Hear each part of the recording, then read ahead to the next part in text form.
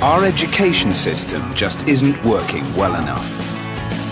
It was designed to cater for everyone, regardless of background or ability. But we still seem to struggle to keep everyone engaged. Just like goes in one ear and comes out the other. It's interesting sometimes, but most of the time it's just like, can't be bothered. We just don't seem to learn that much at all. Each year, 1 in 5 students still leave school without basic maths and English. Professor Dylan William believes it doesn't have to be this way. A former teacher and government advisor, he spent years researching the best ways to improve our schools. Smart is not something you are. Smart is something you get. We've asked him to test a few simple ideas and put theory into practice to try and improve our children's education. It's 1 professor, 1 term, and 24 students in the classroom experiment.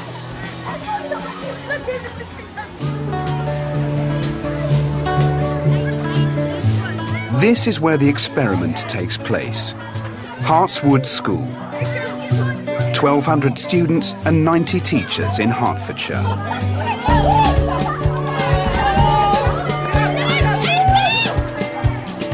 It's a typical comprehensive, one of over 4,000 across the country. Blazer. Put your shirt in, please, thank you. Over the summer term, Dylan will try to increase engagement and ultimately raise academic achievement. It's the first chance he's had to test these theories together on 1 class. It's going to be difficult for the teachers, it's going to be difficult for the students, but I think it's going to be one of the really important things that we do to create classrooms in which every student is expected to participate and to engage and to learn. We hope that we'll have changed all students to believe that effort leads to success. Smart is not something you are, smart is something you get. Dylan is one of the most respected education advisors in the country. He has pioneered research on how to improve teaching and boost student engagement. Okay, so all eyes this way. Holly, can I see your eyes, please? Harvey, excellent. This class of 12 to 13-year-olds is Dylan's testing ground. Their form teacher is Miss Jenner. Have you given your opinion back on those? What lessons are we going to be doing? Okay, you're going to be doing geography with Miss Pellett, history with Miss Shepherd, and English with Miss Overbury. Okay? So Sharon, here we go. It's a mixed ability class. Emily. Is it both parents? Are you allowed to, like... There are pupils like Emily and Chloe, girls who always take part and get top marks. I do enjoy school, but sometimes it does have its down points. Normally I want to move on, but I don't get the chance to because the teacher has to work with the lowest possible student in the class, so we can all move on together. Both Emily and Chloe are in the school's Gifted and Talented programme. Kids like Jessie and Katie find it more difficult to concentrate in lessons. 9 hours of school. The teachers have to work hard to keep them motivated. The thing that makes me misbehave or like not listen is again when I'm struggling and I feel like the teacher can't help me, I'll just decide not to do the work. There's no point. I mostly like practical lessons because practical lessons you're like proper hands-on and it's just like enjoyable, so it's not boring. Then there are students like Sid. Sid, who are you going to bring? He's not crazy about maths and English and doesn't always choose to take part. At the beginning of the day, I feel a bit worried about coming into school and I dread it because I know it's just another 5 hours of the day, which I think is wasted. And you'll only learn like one thing a week, really, that you'll actually remember. Yeah, take 2:30 away from 9. Mixed ability classes are common in many comprehensives. That creates a challenge. The teachers have to keep the brighter ones interested, but also meet the needs of the other students. Please, could you write your names on them and I will collect them now. It's 1 week before the start of the experiment. Dylan wants to get a feel for the class. Guys, come on, we can't get on with the lesson until you've got this written down. Leah. Oh, so many people. I promised I'd see them as well. All of them. Very good. What I want you to do, I want you to write that down, okay, that definition. There don't appear to be any serious behaviour problems, but Dylan notices something he sees time and time again. Okay, guys, hands up then. Hands up. Some kids can't wait to take part, Can I please have two people right there? while others just switch off and opt out. Hands up, what are some of the worst things do you think about the stage change? William. Dylan thinks that hands up is one of the most damaging things that happens in a classroom. He believes only a quarter of students consistently put their hand up. Cool. See a few more hands, guys. I've got the same hands every single time. Emily. Emily. Emily. Fed 1,000. Yeah, fed the 5,000. Any other? I try to put my hand up quite a lot because I feel like I'm getting more involved in the lesson. I think the smart people put their hands up when a teacher asks the question, because most of the time they know what they're doing. And like the shy people tend to sort of stay out of that. Sid and Katie aren't as keen to volunteer. I put my hand up in class when I feel like I've got the right answer, but I don't do it as often as the other students because there's only a few lessons that I think I'm quite good at.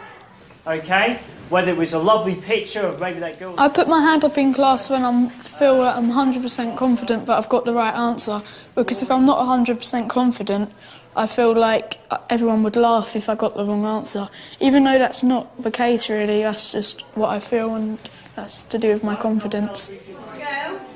It's always the same students putting themselves forward. The more confident ones, like Harvey and William. The kids who generally sit at the front. Hold on, though. I mean... The less confident ones, like Jamie and Holly, sit at the back. We'll put it here, actually. Okay. Hey, come in, please. Dylan wants to start by asking the teachers to use a technique he's been advocating for over a decade. The children who are answering everything you ask them are actually getting smarter. Their IQs actually go up. And there are other children in the same classroom who are foregoing that opportunity to get smarter. So if you're allowing children to volunteer to participate or not in your classroom, quite simply you are making the achievement gap bigger. First change I want to encourage you to make in your classrooms is that when you ask a question, students do not raise their hands and you choose who to answer. It's very hard to do it at random unless you have some kind of randomization device. The way to choose students' names at random is to write their names on lollipop sticks, put them in a pot, and when you've asked a question, just pull out a student's name at random. They know that they... Dylan knows this is going to be tough for the teachers. So little techniques like that can really help to make... He wants them to end a practice that's been a classroom habit for over 100 years. It's probably going to be a mixture of apprehension, because it's going to be something new. And I think when you do something new for the first time, human nature is you think it's going to fail. And then tell the students that... It scares me because it's new. It scares me because it's something that I don't normally sort of think about. I have gotten into the habit of feeling very secure with put your hands up, don't call out. It's that sort of, no shouting out loud. And one of the ways to sort of circumnavigate that is by kids put up your hands, so you've got a sort of order in the class. Monday, day one of the experiment. The teachers are armed with their pot of lollipop sticks. I feel good about it. I just want to see how it works, and hopefully it will be all right. Okay. Maths teacher Miss Obi is the first to take the plunge. I'm ready. Maths is one of the most challenging subjects to teach. Comprehensives usually tackle this by dividing the class into 2 ability sets. Miss Obi teaches the lower set. And if we wanted to write half as a percentage... It says no hands up except a question. The theory is that the sticks should engage everyone, even those who dislike maths like Katie and Jessie, as well as brighter kids like Harvey. The numerator, what you done to the denominator. So Well done, Harvey. 7 by 4, and that's 28. Excellent. But first to be called by the sticks is another student who likes to stay below the radar. Jamie.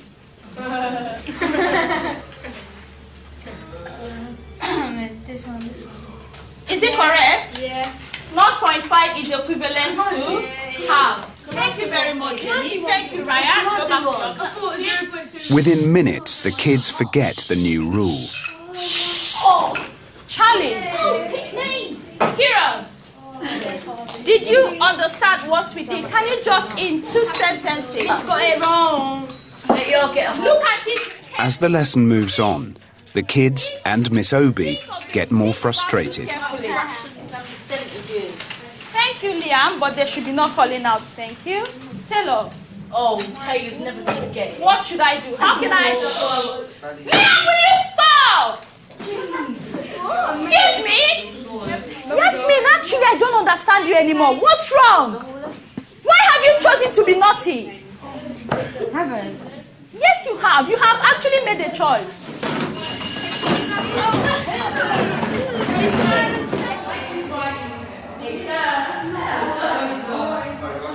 Yeah, I have a lot of issues, I would, because I think I'm used to directing questions to the student without having to pick out from without having to pick a lolly stick to ask a question. And I think that is sort of slowing me down a bit.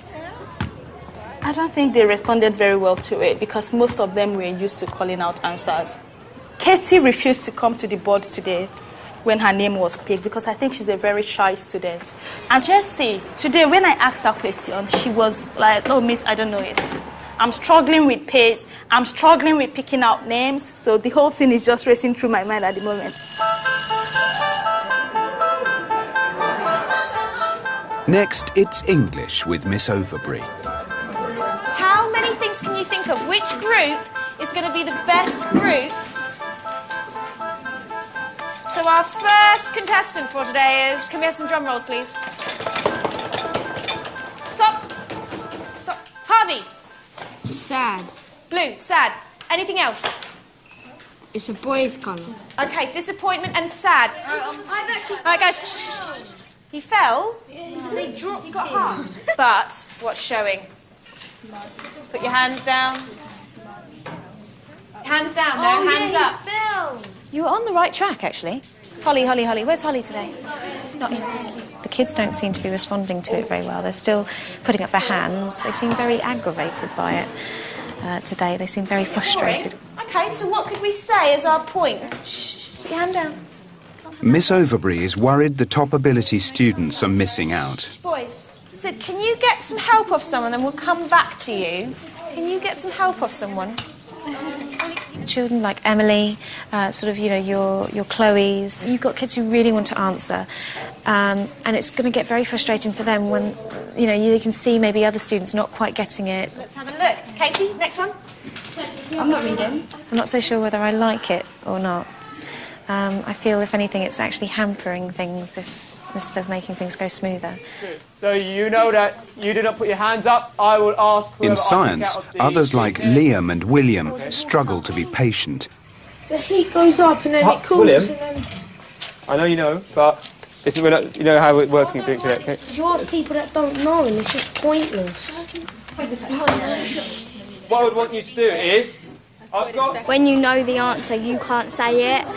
It gets passed on to someone else, and sometimes it's frustrating when you know it but other people don't. Okay, like a lava lamp. Stop shouting out, please. Sorry. Using my idea. But my sticks never get picked. So I never get picked. This is pointless. Let's see.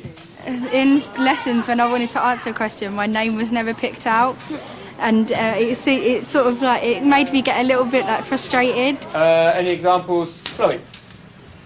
That's weird. No, I don't know this one though. Oh, finally! Your name gets picked and... I don't know. Chloe and Emily are only used to putting their hand up when they know the answer. Okay. Now they're starting to find out what it's like to be picked when they don't. Dylan wants a classroom culture where it's okay for students to be wrong. For the first time, every child is in the spotlight. There's no place to hide. I don't know that one. Dean? I don't know. Liam, C. I don't know. Harry? No, I don't know. C. Sharon? I don't know. I don't like the idea at all because I think it's pointless. Last one. Harvey.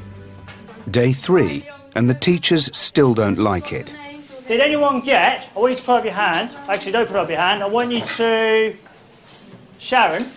It's really hard if you've really just got a student who just, they really don't want to talk, you know, I mean, they don't really want to put their views forward. For some kids, it can be quite hard. It's clear to me that most of the teachers are struggling with this new technique, and, you know, some of them are quite unhappy with that. But for me, this is really non-negotiable. Dylan knows change won't happen overnight and persuades the teachers to keep going. He pushes on to his next idea, daily exercise. A growing body of research from the US shows that a burst of exercise every morning can have an impact on students' attention and learning throughout the day. The studies show that physical activity causes the release of chemicals in the brain.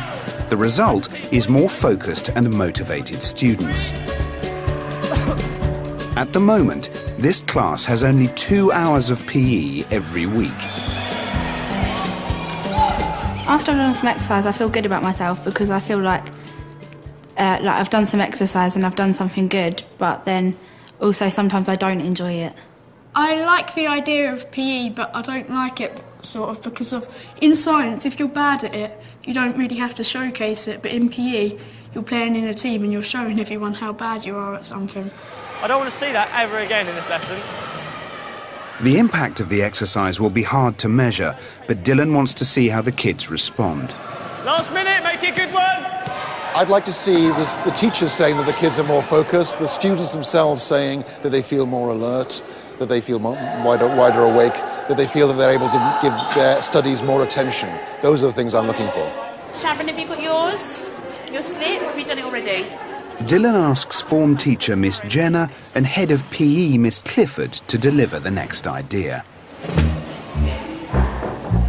Class 8HJ is in for a surprise. As of next Tuesday, you are going to be taking part in 10 minutes of physical activity every morning. We're going to need you to be in at 8:30 every morning. So if you're not someone who's good at getting themselves organised, you need to start doing that and maybe thinking about getting all of your equipment ready the night before. We need everybody involved in this. We need you to be switched on, motivated first thing in the morning. Is that clear? Yes, Miss. Fabulous. So this 10 minutes, you're going to arrive at what time? 8:40. 8:30 with PE kit. PE kit. It is going to be fun though, isn't it, Miss? The people that have Absolutely, signed up, it's going to be absolutely. really fun. And I think you're going to be absolutely brilliant at this. Will we be doing different sports each day? They weren't answering back very much, they weren't very active, and so hopefully their first sort of session and teething problems through the week, we can get all of that out of the way and they can kind of build into a routine and get more motivated each morning. So you've got 2 tops and your jogging bottoms. I don't know if I'll be up for it because I'll be too tired. Boys, who's going to be I think it's a good idea, but I'm not really the biggest fan of PE, so... Fab, you can collect it from me later, so let me know. It's the first day of the daily exercise, and it's off to a slow start. Getting 24 teenagers into school 15 minutes early is no mean feat.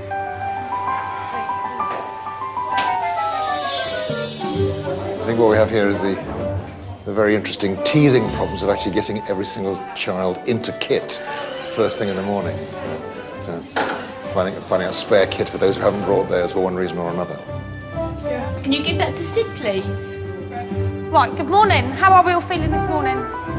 Tired? Well, you won't be feeling tired for long. We might be in about 10 minutes' time. 1, 2, 3, 4! Bend your knees. Hands back to strong arms. Jumping jacks. Bigger. 6, 5, 4, 3, halfway there. 8, 7, 6, keep going. This could be better. 8 more. Last time, this is the last activity you do when we're done. Very energetic, shall I say. Tiring. Yeah. Oh, it aches to sit up and to push up. Okay. And you think you're going to be able to keep it up for the rest of the term? Maybe. Maybe? Not quite so sure. So, Sid, how was that? It was alright. I didn't really enjoy it that much. No. The difficulty, of course, will be doing it for the next 10 or 12 weeks to make sure that they keep on doing this and keep on getting that benefit. But as a first go, I think it was as good as we could expect.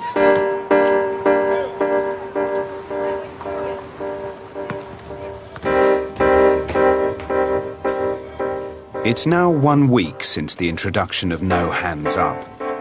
Dylan knows the teachers are struggling and calls a meeting. The thing that does worry me is then you do get people like Emily, students like Chloe, who tend to like to answer and do tend to know the answer quite quickly. And you can see them getting increasingly frustrated. I mean, the no hands up using the sticks is great in a class where the ability is quite consistent, but in there it's not. I mean, the stick thing, that's the bit I'm not sure about. You have a student who knows the answer, wants to participate, but their name is never called out. They get frustrated, they get annoyed. The other thing to say, of course, is that these kids are frustrated because they're used to having their own way. They're used to monopolising the conversation. At the end of the day, it's also not being fair to that student that is his or her name is coming up more often than the other kids. So I don't know how to deal with that. One of the things that I like about doing this kind of work with teachers is, I'm looking to you for your creativity about how to make this work in your own classroom. I said before that you're going to need to adapt these techniques to make them work with your students in your subject, in your particular classroom. Think about why bother. While the teachers soldier on, resentment appears to be growing amongst the students. Guys, you know the rule, no hands up. I'm having enough of this calling out and whinging and moaning. Dylan calls the kids together to get their opinion. One of the reasons you're frustrated is because before No Hands Up, you were used to getting your way more often. Yeah, basically, yeah. And, so I can see it's an uncomfortable change for you. Normally, I get frustrated if they don't pick me with my hand up, but this is more frustrating, I think. Yeah. Before, it used to be sort of like, for some people, it would be sort of like a laid-back sort of feel in some lessons, but now you've got to know the answer all the time, as Catherine said, because there's a chance that you'd get picked. Right. Katie, what's your reaction? If I know a question, like the answer to a question, I would feel the need to put my hand up. But if I don't know it, like my name always seems to get picked out in questions that I don't know. Because it's fair. Right, everybody gets a go. Sticks. Dylan wants the kids to persevere. Obviously, there are teething problems. Some students are unhappy, but is it going exactly as I would hope it to be going at this stage in the proceedings? Meanwhile, Miss Jenner and Miss Clifford are still trying to motivate the kids at daily exercise.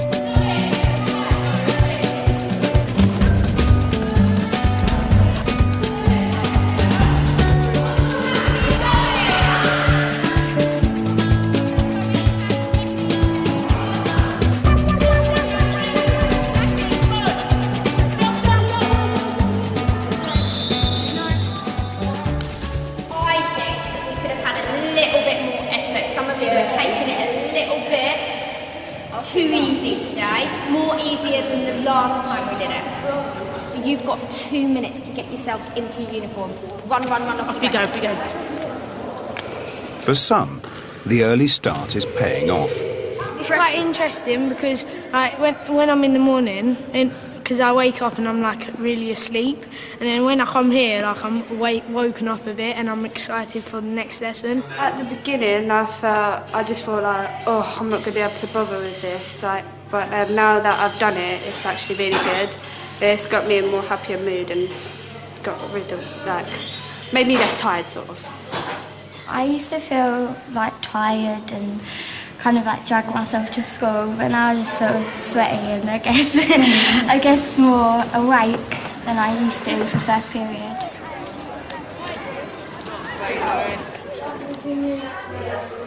End of week 2, and Miss Overbury comes up with a new approach. Okay, so let's have a look. Emily, would you put her down as still being as gorgeous as she's coming back as a ghost? Yeah, I still think she'd be pretty because, have you seen The Corpse Bride? Yes, I have. She chooses 2 sticks at a time. It speeds up the pace of the lesson and avoids putting one student on the spot. That actually sounds quite nice. Sabrine, can you tell me something? Why did Matt kill her? What was going on? It was ripped. Yes, it was ripped. It was ripped. The class seemed to be responding. Right. Chloe and Catherine, which one of you wants to have a little go first? So, what is it that makes it a ballad? There's rhythm. Okay. Molly, you're going to be next, so get your answer ready. What makes it a ballad? We've talked a little bit about what happens. Let's see if we can actually get into the nitty-gritty. So, And who is speaking out for me today? Miss Obi keeps the kids on side Yeah, a girl, and that is... by letting them do the picking. Annoying. Yes, Chichi. Chichi, what number must be on the numerator, Yasmin? Fiona. Fiona, what have I done to that fraction? Times it by 4. Times by 4, excellent, well done. Liam, come here. Come and I thought that worked really well because I think that there was no doubt that every student was at risk of being engaged, if you like, and that there was a good amount of learning. Put it down, William. The teachers and students are getting used to it. Sydney, what do you think domestic might mean? Sid, what do you think a domestic servant might be? I have no idea, but something tells me it's sort of undemocratic, but I'm probably wrong. Okay. Some of the less confident kids discover it's not so bad to speak out. At first you sort of get a rush of not really liking the idea for 2 milliseconds, but then after that you the answer just comes out of your mouth naturally almost. Yeah. And even if you have the wrong answer, the people in our class ain't the sort of people who will make fun about you. Even Chloe warms to the idea. I think the sticks are really good because it gives the people a chance who doesn't usually put their hand up to give an answer, and stop being shy. It gives them more confidence. Not everyone is convinced. I'm not too keen on the sticks because if someone doesn't know the answer and keep trying to get it right when people know the answer, or they're just like, oh, I don't know, I can't be bothered, and it's just frustrating if you know the answer. So. Emily is probably one of the brightest within the form, and I don't think it's not just that she's academically minded, but it is that she's enthusiastic as a student and she likes to take an active role in lessons. Dylan's techniques appear to have changed the class dynamic. The less confident kids are coming out of their shells, but the top end isn't adjusting as well. It won't be easy to get the balance right.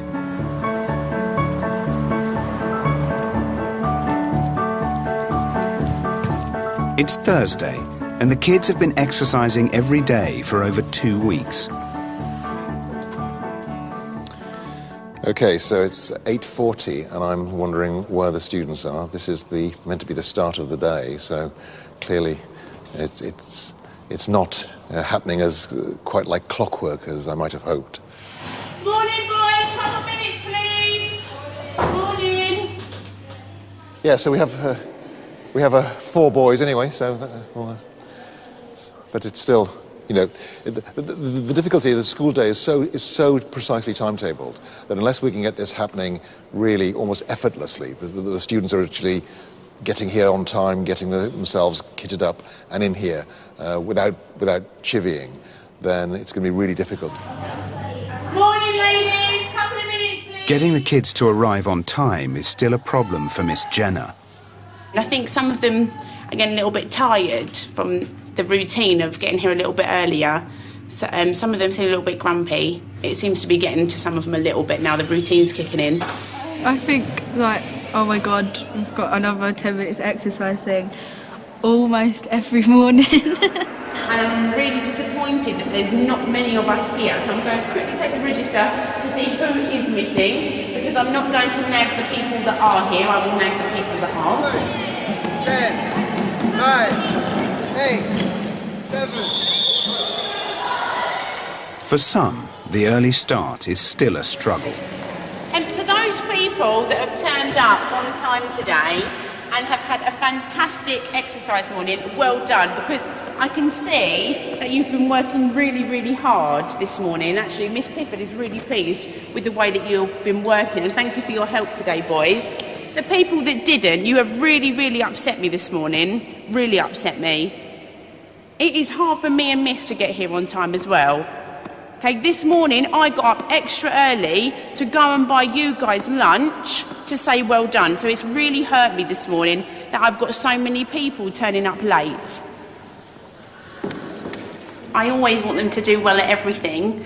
Obviously, you know, I'm always pushing them to do their absolute best, but to me, it was the attitude towards it, really, that I felt that they were trying to get away with sloping up a little bit late. And that's what upset me about it, because they knew the kind of attitude that we expect from them, and they knew that that wasn't on. Week 3. It appears the sticks are working. More kids are now actively engaged, but some of the top students still don't like having to wait their turn.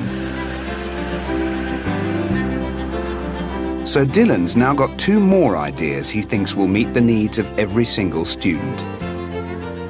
He believes no child should ever be left behind in class. It feels worrying when I feel like I'm left behind, because if the longer you leave it, the harder it is. Like, you can't walk up to a teacher and say, oh, 2 lessons ago I didn't understand that.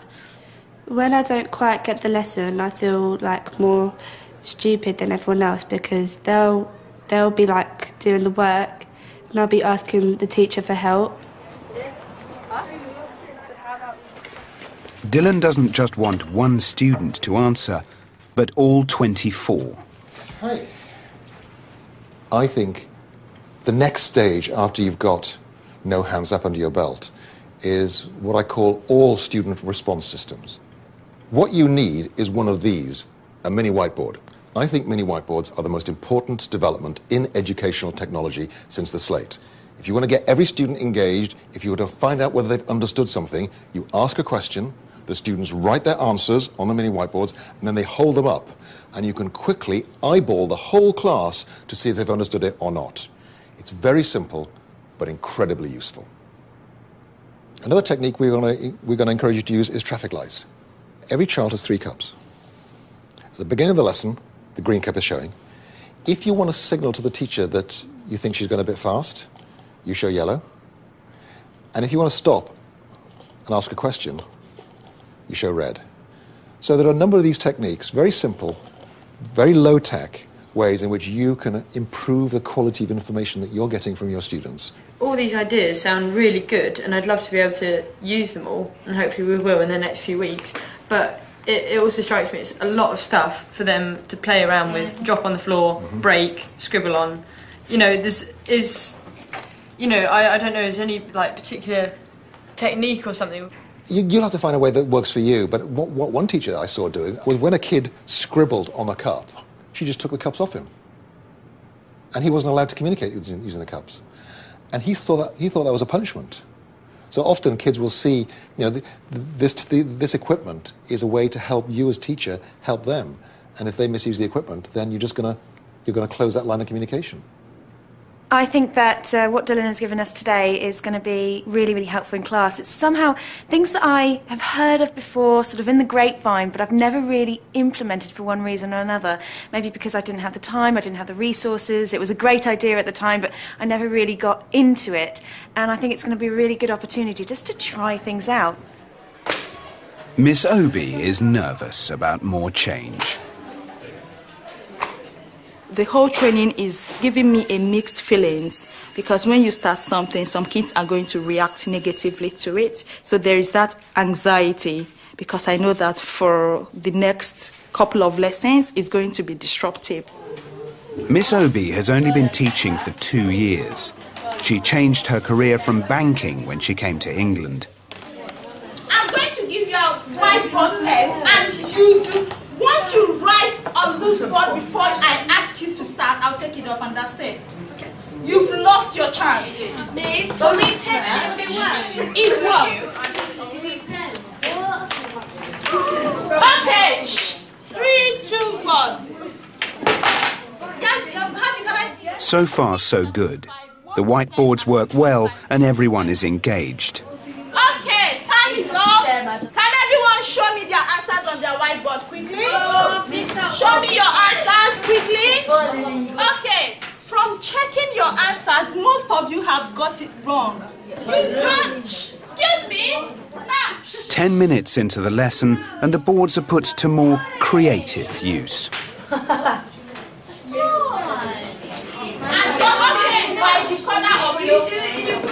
Yeah, no, you can do it in your book and show me if I'm taking your whiteboard away from you. Tell her, put your whiteboard away. Miss, I'm doing a picture. Miss, I'm not finished. Miss, I'm not You drew on me. Miss Obi's worst fears have been realised. No, it didn't work. Well, I don't think the whiteboard worked very well because the kids were playing up, using it to draw and writing some stupid stuff, which was not what I expected them to do. So in the end, it caused more havoc.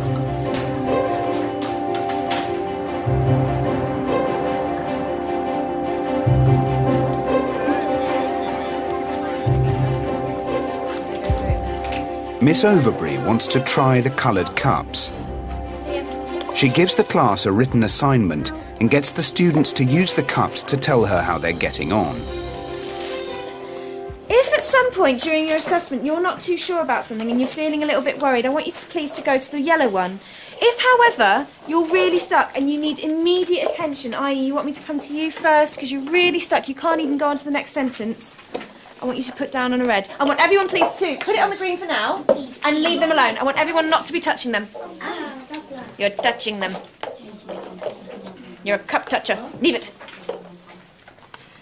Why is that so effective? Because what's that reminding us of? You'll never walk alone. The slogan. Yeah, perfect. So it's reminding us of how the slogan still use it. Was penned. Penned. It means like you're crammed into a very small space. No triangles. It worked nicely because it just stops them from having to keep their hand up the whole time, and it means that I can get to them fast. So yeah, it worked well. But I have noticed that they're just buckling down quicker to it, so that's nice to see. Okay, so now you want to actually be looking at the techniques. Okay, so I want you to pick. Yeah, I did enjoy it because I did feel like more focused in the class. I think that the coloured cups is a good idea. I think you can get like a feel of what the whole class are thinking.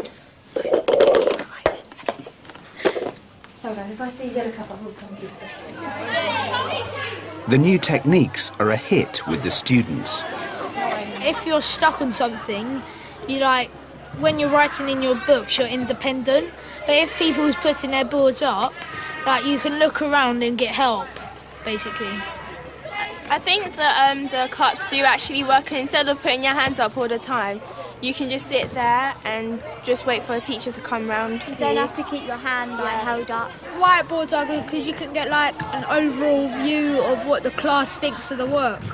I like the whiteboards because it gets more, if you think about it, it gets more information down and everything, and also it's fun. I like the whiteboards because you can get your answer like quicker, and at least everyone can answer that way. And also it's a bit more interesting than just writing it in your books. Miss Obi decides to give the cups a go. Thank you, Charlie. It doesn't tell you what P is. If I'm going too fast for you, you turn your cup to amber. Then, if you do not understand anything at all, if you do not understand, if all I've been saying does not make any sense to you, you still don't have a clue what I've talked about, you turn it to red. Okay? Now, Dean, can you give me... But the cups bring a bigger problem. Ryan, I'm going to take those cups off you now. I need it to be on green. I haven't even done anything that you don't get yet. I'm still starting the lesson. I need you all to do just question 1 first before we move on. We need to get that number that we multiplied by 2.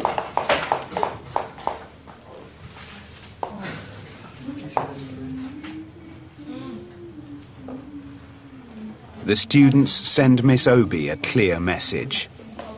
X equals 12 divided by 2 is 6. It's not 4 divided by 4, it's 12 divided by 4. Jessie, Katie, Harvey, and many others turn their cups to red. Okay? Charlie, turn around. 14 divided by 2 is what? Charlie. I'm offended. I'm coming, Harvey. Miss Obi! The cups reveal the kids just don't get it. Teacher, I'm coming to mark them in a minute. Dylan decides it's time to have an honest conversation with Miss Obi. Yeah, so how do you think that went? Not very well. No. Because they kept playing with the cups. But it's shocking how they forget things. I think the problem with this class is at the moment they don't understand what those expressions mean. So when you say 4x plus 3 equals 12, they don't realise that you start with the x, then you multiply by 4, and then you add the 3, and you end up with a 12. I don't think they understand the order of the operations well enough, which is why they're struggling. So... Okay, I don't know. The thing is, if each time you do something new, they struggle, they get it now, leave it, come back to it after 1 week, they wouldn't even remember they've done it before. Which suggests that they're not really understanding it, but they are getting the hang of it. But the problem is, as soon as you teach them something new, then the last thing you taught them goes out the window again. The cups expose exactly what Dylan wants. Miss Obi thought she was getting through to the class, but her lesson wasn't working. She needs to have the courage to face up to that, something many teachers never do. The difficulty of all of this is that most teachers teach these lessons and they think the students are understanding it, and therefore they don't want to know that it didn't work. It's almost like ostrich-like behaviour. And what many of these techniques reveal is that despite your brilliant lesson, the kids didn't get it. And I think every teacher should want to know about that. It's 5 weeks in. Dylan has an idea that he thinks might help Miss Obi. He wants the students to observe her class and then offer advice on how she can improve. When teachers are thinking about how to improve their practice, one of the greatest resources in the school is untapped, the students themselves. Students have amazing insight into their own learning, and they can give advice to the teachers about how to improve. I don't think teachers should be afraid of asking the students for advice. I never really tell the teacher what I thought of the lesson because they might consider it quite rude if I were to comment on their teaching styles. I don't think a teacher's ever asked me what I thought of the lesson. Unless it's another teacher asking how it went or how I behaved, but not the actual teacher that was teaching the lesson. Teachers never ask me what I thought of a lesson, and I think that's quite bad really because we're students and the only people who know about how good a lesson was is us, not people who write books about how to make lessons, not the government. It's just the students. The idea is controversial. Some believe it undermines the professionalism and authority of teachers. But Dylan thinks that if it's done properly, it can be a win-win situation. Miss Obi is up for having a go. If you've done something wrong and someone tells you about that in a very good and professional manner and offers help on ways to improve your practice, I think it's a very good idea, and I love it so much because I always love to learn from my mistakes. That's how you spell. Dylan chooses several students, including Sid and Katie, for student observer training.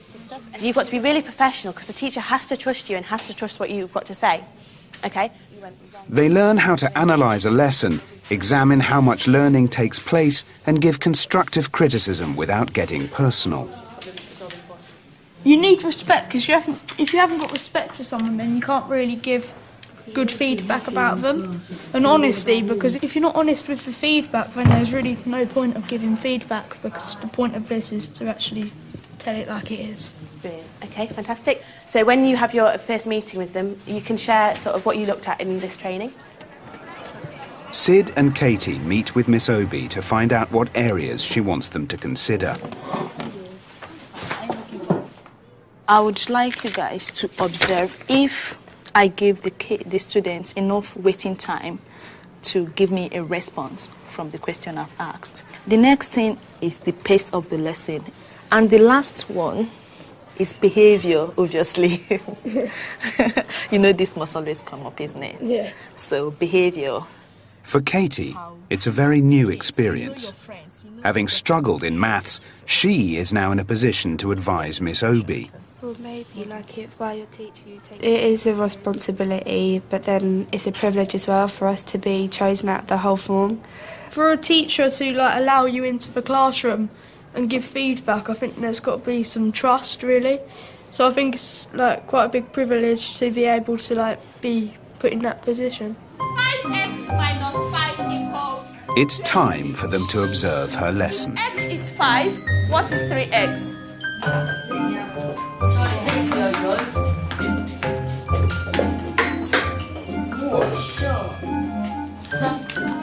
Jamie, have you completed another one?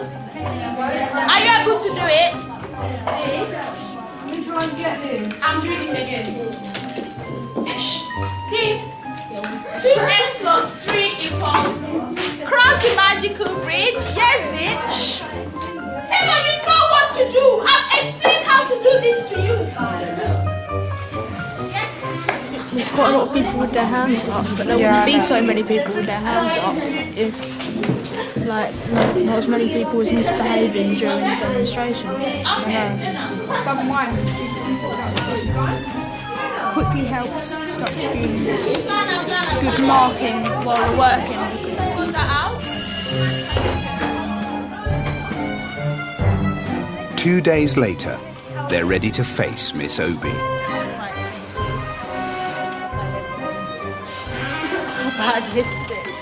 So on average, what do you think? Do you think the lesson was entirely bad? I think that the teaching side of it was quite good. It was really good, but the behaviour side of it was just affecting the learning. Students sort of sometimes seem to be taking advantage of you. And when your back was turned, they would stop doing the work and just wander around and talk to their friends. I think we counted it was only about 5 or 6 people actually doing the work and not turning around talking to people.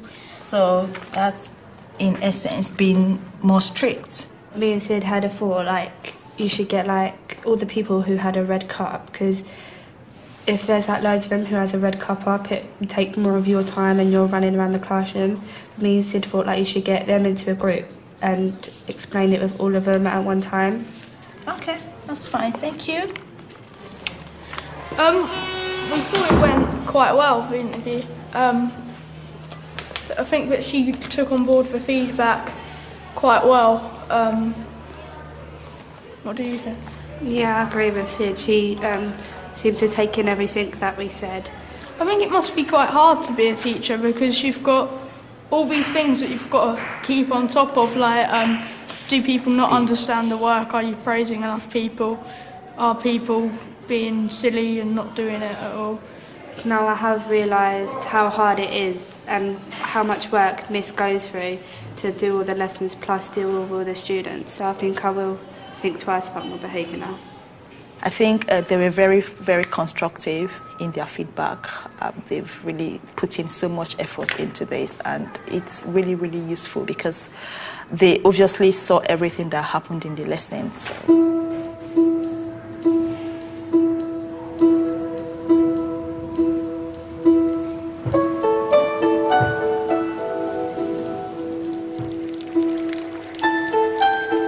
8:30 Tuesday morning, and the kids have been exercising for several weeks. The last time Dylan came this early, the sports hall was deserted. Now he's back to see if things have improved. Before, the teachers were driving the sessions and the kids were lagging behind. Morning. This time, Dylan finds that everyone has a heart rate monitor and a logbook. Can you make sure you press the mode button?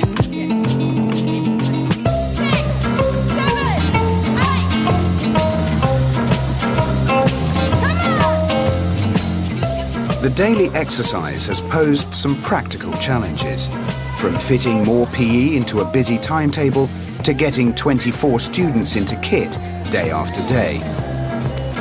Keep going, keep going. But Miss Jenna and Miss Clifford have come up with a solution. The kids are now measuring their own progress and are much more engaged. If you've done it, can you give your books to me so I know that those people have done it? Thank you, well done. Right, Holly from her first session did really well. She went from a resting heart rate of 88 up to 189, so she worked really hard. It shows that they're interested, doesn't it? But I think they've been doing really well. Yeah, I do. Keep it, and I think these were a good idea of tracking it, not just for us, but for them as well. Sid is still not convinced. I don't really like the extra PE, really, and in all honesty, I don't really think it's helped me concentrate or anything in class. The daily exercise might be hard to measure scientifically, but French teacher Mr. Shaw notices a difference. There's definitely an improved attitude today, and that could be obviously due to the exercise. So they're definitely, the children who have done the exercise today, I'd say 90% of them or more are definitely calmer. Sharon, Jessie and Harvey have come in. They've all sat over there on their own, and they've concentrated better than I've ever seen them concentrate, and not a peep out of them. I think for some children, I think the proof is there that this exercise really can work and can have an effect. No, still good though. I can see that Liam and Harry, when I went and watched the exercise this morning, I noted they weren't taking part in it for various reasons, and their levels of concentration aren't as high.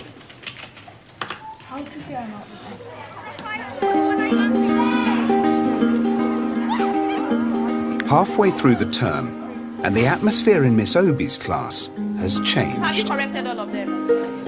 Excellent.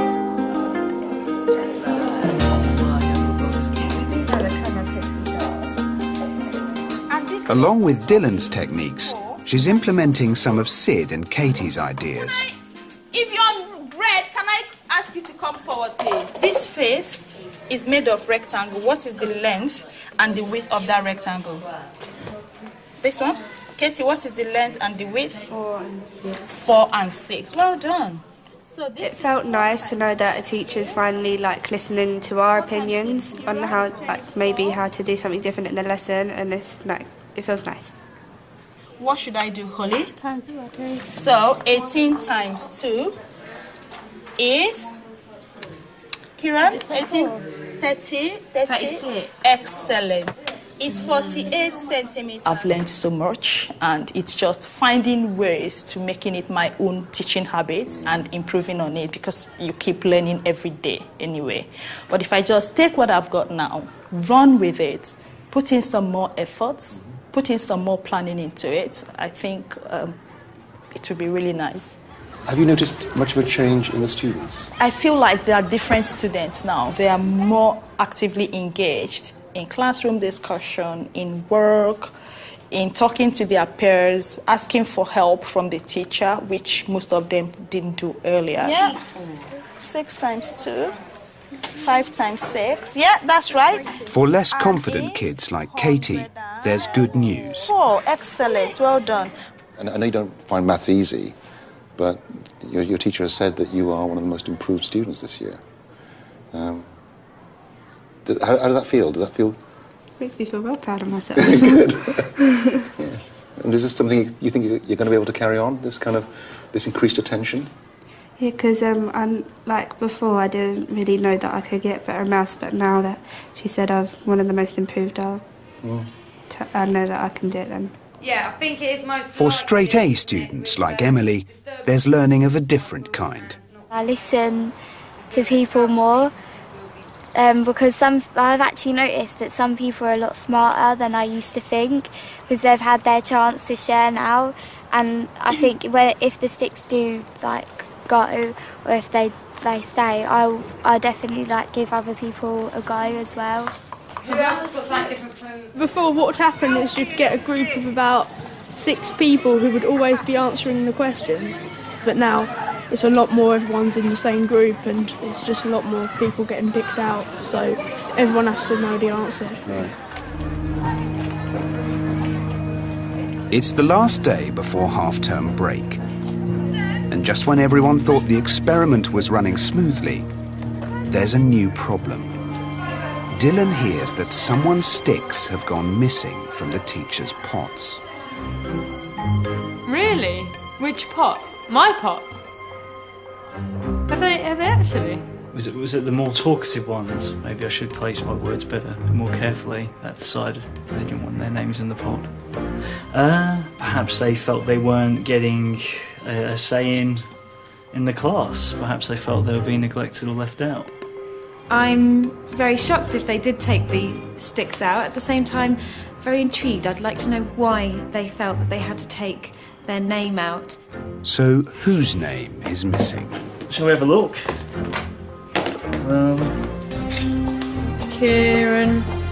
There we go. No, there he is.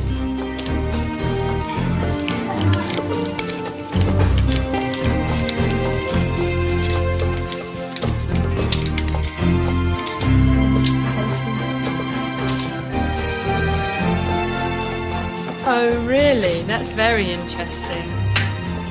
That's quite devious. Quite clever as well. Very odd. The point of the techniques is to engage everyone. But halfway through the experiment, for at least one student, it's clearly not working.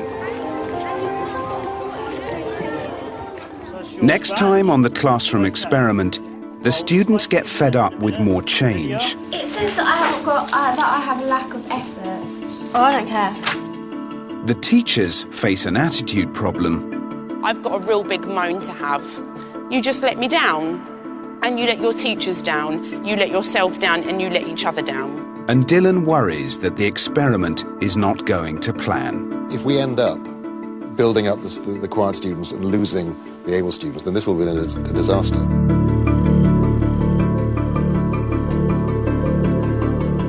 Explore Dylan Williams' ideas further by going online to bbc.co.uk/school season. It's the Artists versus the Scientists in University Challenge next on BBC Two. And that's then followed at 8:30 by a hunt for Britain's next culinary superstar in MasterChef The Professionals.